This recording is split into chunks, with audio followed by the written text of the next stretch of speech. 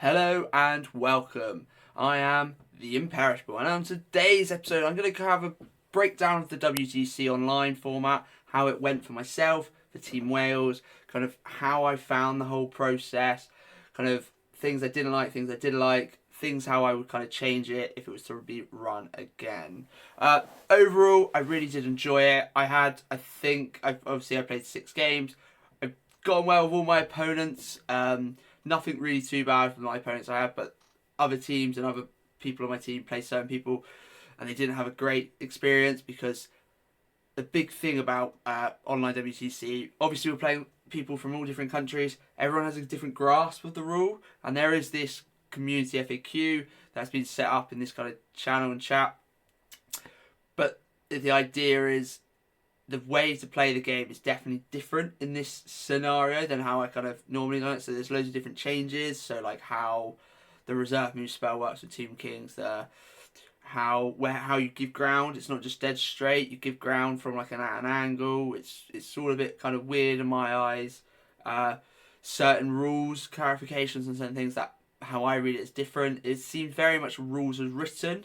But then there was a couple of things that were rules as intended, it seemed. Very confusing. Judge system seemed quite good. It was obviously good to have certain judges, but only having one person on it, I able to kind of call them in, it's quite hard. At the start of the event, I think everyone was into it really good. I think the last round, quite a lot of people were tired at it kind of thing, because I think the consensus is it should have been 5 rounds, especially with only 12 teams kind of thing. We did have a dropout as well, so it did after round 4, so it did kind of mess up there. But generally, my kind of whole experience was I enjoyed it. It was really fun to play those different people that I've never would have talked to before. Some of them definitely would up playing again. I played 3 people in the American side, so trying to get our game in there was quite hard. But I have really good games with all of them. I'd say I played the Ukrainian captains, and we've done a video on the royal host. So I'd say I've met people I wouldn't have. I've seen different things. So overall, I thought it was good fun. But as I said, I'm going to go into kind of how it went for me, how it went for Team Wales, and if there's any changes to my list, and then some ups and downs. Before we get into how I did and how I found WTC overall, I just want to give a big shout out once again to Firestall Games. I've got my affiliate link down below. Obviously, Cafe's just been released. I'd say they've got some good stock numbers for it, and they've always give you a heads up of what's in stock, what's not, and also the match play guide. Obviously, if you're not just caring about Old World, they do everything else from 40k, everything GW, to all the different trading card games, board games, paints, materials, anything you need, hobby-wise, it is there. So if you want to buy anything, please use the link down below. So let's have a look at how I did. So my list I took was kind of the list I took at the Welsh Open, the Black Country, kind of working it that way. So it's a level 3 Illusion with Law Familiar, a level 4 Elementalism is my General Verve Robin Ruby Ring, a level 2 Battlestar Varied Elementalism Amulet Serpent, 47 Skeleton Archers, 5 Skeleton Horse Archers, 8 Skeleton Skirmishers with Bow and Ambushes, 3 Swarms with Ambushes, it's 3 units Great Bow, Ushabti, 2 units of Tomb Scorpions with Ambushes, and a Casket. Overall, I really do like this list. I think it's pushing there, one of the strongest. It can deal with basically most things. It's very anti-elite. There's a few big changes to the list, which I just jump in straight away. I think getting Ancients into these Ushabtis is crucial, because it does mean, and I've done the math, and I've done it at the Black Country, is you can hold up a dragon for about 2 or 3 turns, two or three rounds of combat, so you can get yourself into position. You just need to have a bit of setup. Basically, you need something to block you have to coming in, so that's really strong. But saying that, in my game 5, if I didn't have an ancient, there was probably less chance of me hurting this noble, but noble, not prince. So overall, really good there. Tomb Scorpions, you have to have them. You think you have to have them in ambush. It drops a low. We want to go first. We want to get this kind of alpha strike, or potentially get everything through. I think the big change here for me is this kind of core section here. Skeleton Horse Archers, Skeleton Skirmishers. I don't know how I feel. Most of the time, how I play my game is I either have my characters just in the big brick of Skeleton Archers, or I had them just behind it, so they couldn't be targeted anyway. I didn't get into Brett's with Flying Circus to hide me, but the reason why I get Skeleton Skirmishers is just to give them that bit of protection, so I can't just be what's it called, purified off kind of thing. I can't be cannoned off that easily. I've got a 2-up, pass it on. So those types of things. Scarce and Horse Archers, I've been playing them. They've got some utility. If you're versus anything frenzy, you can bring them out. But I wonder with the Chase Scout if that goes and I just bring in some more things there. On the Wizards front, I was a bit sceptical. I made a decision to go for a level 2 Elementalism over a level 4 Illusion. Making sure I have that extra +1 I think is quite crucial. So trying getting that to a level 4 is quite vital. But having a level 2 Illusion Elementalism, there were certain spells I would love to have got in the second one. Because I don't have my Lord from on the level 4, it did in some games give me a Plague of Rust. It did also give me a TMP when I needed it, and I always got reroll ones to hit. So it was alright kind of thing. So overall, I'm really happy with the list. I definitely play a bad in some games. I think having an ancient is vital. So let's have a look at how my game's going. So as I said already, well, if you're going to really look at my results, I didn't lose a game. I won 2 of them, and I 10-10 4 of them. It was kind of in the matchup. So game 1, I was versus Dave Brewis's list. I didn't do a video on this one because it was a very boring game. It was the first one with the last game of the thing, and it was versus this massive Night Goblin spam. As you can tell, we got 0 points. We played for an hour and a half. We both realised we're not going to kill each other at this point. I'm going to leave. So that was basically our game. It was a really nice game. Bruce is a lovely opponent. He knows what he's doing, and our matchup is just a 10-10 blunt. Into round 2, I got into Vampire Counts on a Command and Control. So this one I was a bit sceptical of because I was like trying to work it out. Overall, I did alright with this. I was able to kill the Graveguard block, which gave me a load of points. He had 2 unkillable like Wraith, White Kings and White Lords in the sense of one was T6, one's got like double save. It was a bit weird. It was really hard to bring him down. And the Master Necromancy. So I've done a video on this one. He kind of did at one point, I think, make the wrong decision. But he was hurting himself a lot. He's quite open. I thought I won the game turn 1 because he failed his leadership test. I was about to roll it. I forgot he had his PSB. But yeah, I think this was quite interesting. It wasn't a full screen. He basically was fighting with these Cane Wraiths and then the Graveguard. But I killed off the Graveguard before they go on to anything. Terrorgeist was in a bad position one point, so it went off. So, and then he did win the mission. So he did get 200 points, which is another victory point. So it should have been a 13-8, but I lost on the mission. Round 3, I was up versus an Empire list. Oh, I can't seem to see his list. So this one was the Demigryph Knight spam. So I went into this thinking, I don't think I'm going to lose. I don't think something's going to happen. He had these 2 Empire Lord Wizards. And I felt probably overall my dice let me down a bit. I got a column out. He needed 11 to dispel it. He dispels it, charges it into me. I'm like, okay, it's fine. I'm shooting everything. He's got 2-up save. So when you shab these, quite hard to go through. I've got no large targets to shoot into. But I did play Rust and like fireball off, and I deleted his Empire Knights quite quickly. Oh, there's no scores down there. I suppose. But the idea is it was a lot of heavy armor, and as I say, I think certain dice rolls did let me down. I think if we go back here, we're going to show. So as I say, points was very, very close. I lost my poison brick because something wrong. I did get TMPs, so I couldn't get the unit out. It was a really good game. I think that kind of spam. I didn't really care if you got into me, but I just couldn't. I had like 2-3 rounds of shooting. I just couldn't kill enough Demigryph Knights, and he hid one with 1 left to go, which I should have tried to take down. So maybe some bad play. But as I say, at this point, I think I wasn't liking my list. I needed a few changes, but overall, a really fun game. Game 4, this is into Ukrainian's captain. Really good fun, super nice bloke. He's shown me the way of the Royal Hosts. If I didn't fail an 8 Alicia Fate test, re-rollable thing, it could have been different. I think I would have killed his Team King. But he played it really well. It was really nice to see these chariots, and I made a really good friend here. We've talked about lists, and I'm definitely able to play Royal Host, and we'll be looking to make a video together later in summer when the changes come with the RCFAQ match play, how best to make a Tomb Kings list. Game 5 was versus my Peruvian player, who was the Beastman. I'd say some unlucky plays. My poison brick's better than his poison brick. I was able to kill off everything. Really nice game. We played really quite quick and all that. And then obviously my final game was versus Archer. I call him Archer, but it's not his name. His name's Thomas. But the idea is unkillable High Elf Dragon. He just got enough points to not give me the 10-10, which was really annoying.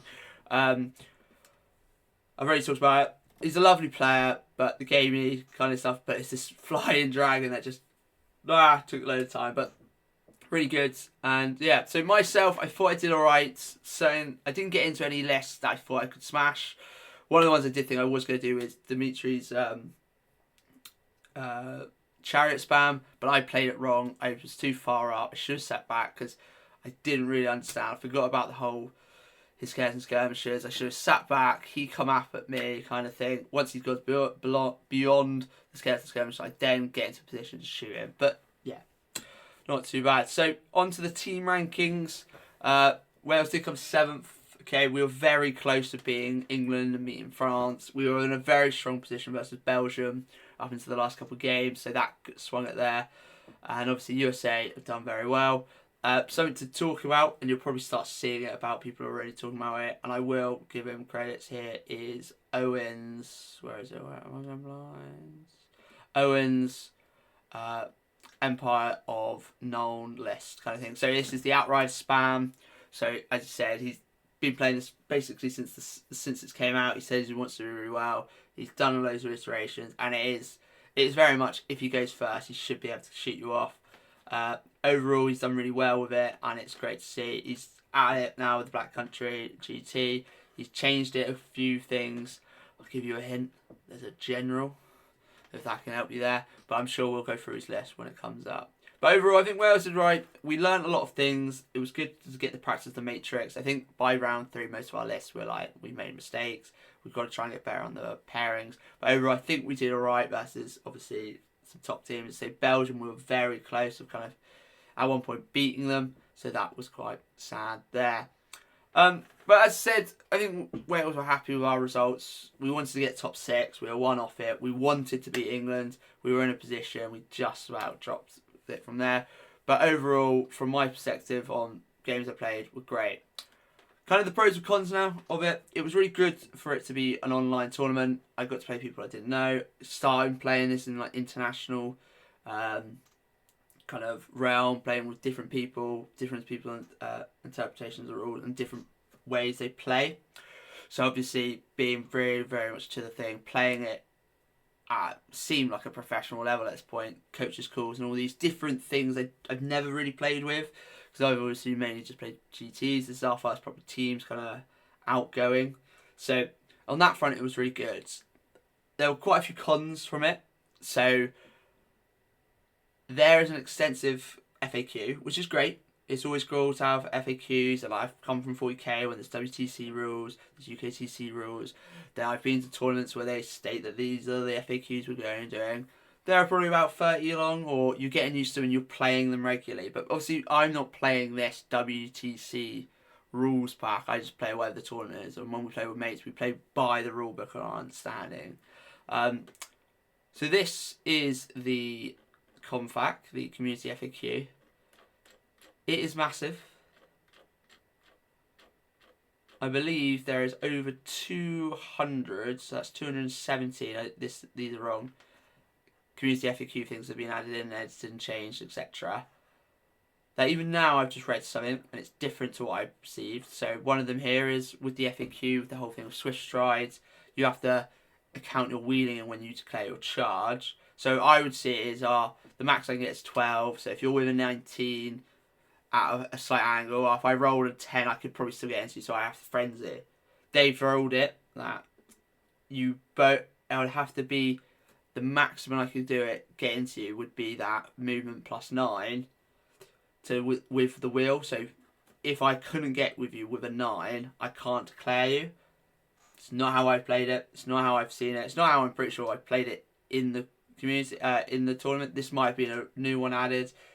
Say it looks like it was added late May. So these are the things that are quite interesting. There's stuff about cannons and how they shoot, Whereas I thought you'll pick a point, you draw a line, and then it goes down that line. But it's not. It comes from, you pick a point, and then it goes in the direction of the centre of the cannon. So you start doing like some weird arcs, kind of weird shooting ways. So I don't know how I feel about kind of these types of things.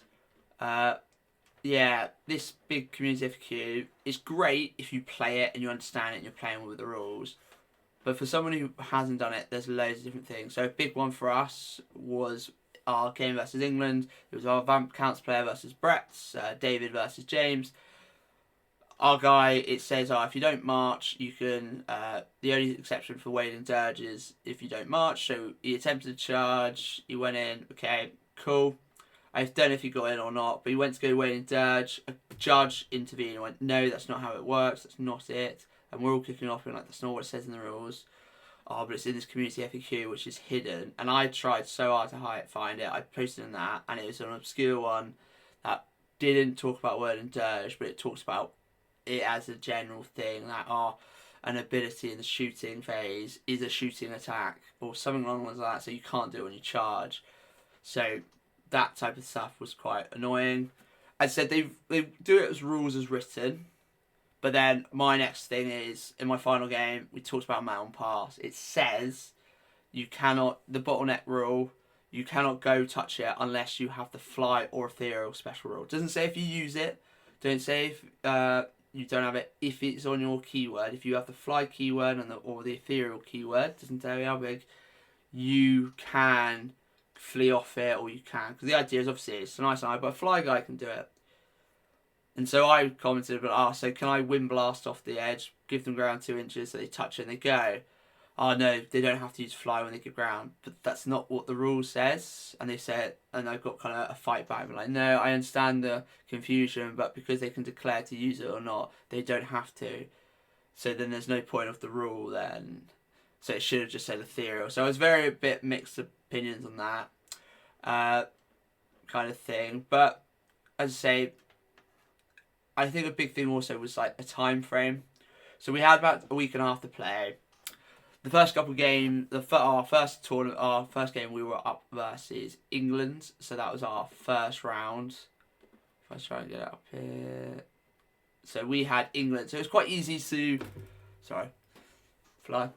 quite easy to organise games. But then we're starting into, let's say, organise with an American team. We start organising with, it was a mixed team. It had people from all over the place. So the idea is I had to play someone in Peru, someone play someone here. But trying to organise games is quite hard on that front. And I think that's just what you'll get. We're playing on an international front. But then there was a big thing of being like, look, if an emergency comes up, like, you could just forfeit 20-0. So, like, there was one time where they agreed a time. They thought they got it right with the correct time zones difference. It was our player versus an American player. Got it wrong. The American player turned up when he thought it was. Didn't message our player, kind of thing. And then went to the judges like, look, he hasn't turned up. What's going on? And then our guy rocks up and like, why aren't we playing, kind of thing. So it was all a bit like weird by that. There was times where we've had people call out sick. Like, look, we can't play. Our have to give it to one. It's just not fair. There's things like that. And I understand that the idea is you don't want to prolong around. But if there's time left, why couldn't we rearrange? But then people fought for 20-0s. We were very much, I think, quite chill. Our 10-10 mate, look, you can't play. Shit happens, and we'll see what goes on there. So that there's a lot of difference in that. We were very much relaxed. We'll be very much like, look, mate, if that's what happens, it's what happens. Don't worry about it too much. Sorry, I'm just trying to show you who else we had. Because then in round 2, we had Bob's Army. This was a really nice game. But let's see, we've got 10-10s across the board in most places. So like if we could play or not, kind of thing. But yeah. So and then the final thing is time. So it said in the rule pack, unless you could, or it has to be 3.5 hours. Is the idea close to that? But there's an issue with Woolhall. Is it's too perfect. I think that's the word to say. The phrase to use. It's too perfect. Because you can measure everything to the millimetre. You can measure everything to the perfect angle. Whereas in the real life, you have to do it. And if you mess up, you mess up. You've got to talk about intent. You've got to do all these things. Whereas you can then, the big thing is, and is you can just hit Control Z. So as I say, in my final game versus the high alpha player, this dragon was going back and forth, back and forth, back and forth. He spent 15-20 minutes to move him 8 inches. He didn't know what to do with him. He's trying to get angles, trying to do this, and it's like, oh no, you can't do this, you can't do that. There's a lot of time wasting. Well, not time wasting, but time consumption. Whereas if we now go to WTC, depends how long the round's going to be, they could be 3 hours, and we have to play that because then we've got to play another game and literally half an hour after that. So time was a big issue, and I think that kind of drove some people quite annoyingly. So I'd say things taking too long, drawing out games for so on. So I think Warhall's too perfect for it. But yeah, changes to the tournament: set a hard cap, 3.5 hours. Use a clock system because there is one on Warhall. It's quite hard to get used to, but the idea is that's how it is. The community FAQ, I think it's just too big. There's some stuff in there that's interesting, see how they do it, but if you didn't read it before and went and played with it, you'll just get caught out, and you're like, oh, I didn't realise this happened, I didn't realise that you could do that, and it's just like, okay, it's not how we've been playing it, that's not how I've thought. So those types of things are quite different. But overall, I would potentially do it again if it ran next year, the idea, but probably only 5 rounds. But yeah. So overall, I thought it was a decent tournament. I did really enjoy all my games. There was no one I was sad against playing. It was really good to learn or see how other people enjoy the game, kind of thing. But I'd say some people on my team didn't get that at all. Certain teams were a bit more harsher than others on certain things. I'd say we were fine. We're giving 10-10s if they had a valid reason. But we had 1 or 2 kind of hit back at us. But oh no, we're going to demand that 20-0. And we're like, look, that's not fair. Our players had to go off to hospital or something. It's just like we've got to stand in if need be. There's loads of little things like that. But overall, I think it was really well. I'm semi-happy with how I did. I think I should have maybe won 1 or 2 more games. In the Empire game, I should have been able to maybe get the win. I deployed a bit badly. The Tomb King's versus game, the Tomb King off, I put that out as a big win for me because I was like, I can kill all his chariots. Easy does it. Life's good. I'll even be able to probably kill the dragon because I've got the poison shooting. I'll take out his wounds. I Plague of Rust him so there's no save. Didn't do that. So that was misplay on me. I think it was my one thing that I got wrong on my Matrix was that game. Because he played it really well. I played it too up front kind of thing. But no. Overall, a really great tournament. I say small tweaks here and there. However, though, this doesn't all matter at all, basically, because there's going to be a massive shake-up with the FAQ and errata, which I will be going over when it comes out. Once I get my hands on a physical book or a PDF version of the match play guide, I don't really want to do it off photos. I can't really see where I will go over that and see how it affects Tomb Kings. And I'm hoping sometime this week or the week after, I will do a breakdown of Cafe and see how it affects Tomb Kings, because I already think the answer to this Cafe scariness is the cult. Your Shabdi brings down the dragon. Poison Brick brings it down. Magic brings it down. You're able to kind of potentially shut down with an illusion caster, the big scary thing, because they don't have triple saves. Because as I say, if I played the high elf guy and he didn't have triple save, that high elf dragon will probably be dead. So yeah, looking forward to it. We've got a lot of things coming up. We've got Black Country next weekend. I'll be doing a list review with Owen again. We'll have a look at the matchups. There'll be a tournament report afterwards with it, and hopefully I'll be able to film some games. I'm hoping to borrow a kind of stick and try and sort out a mic. Okay, guys. Thank you, and ta-ra.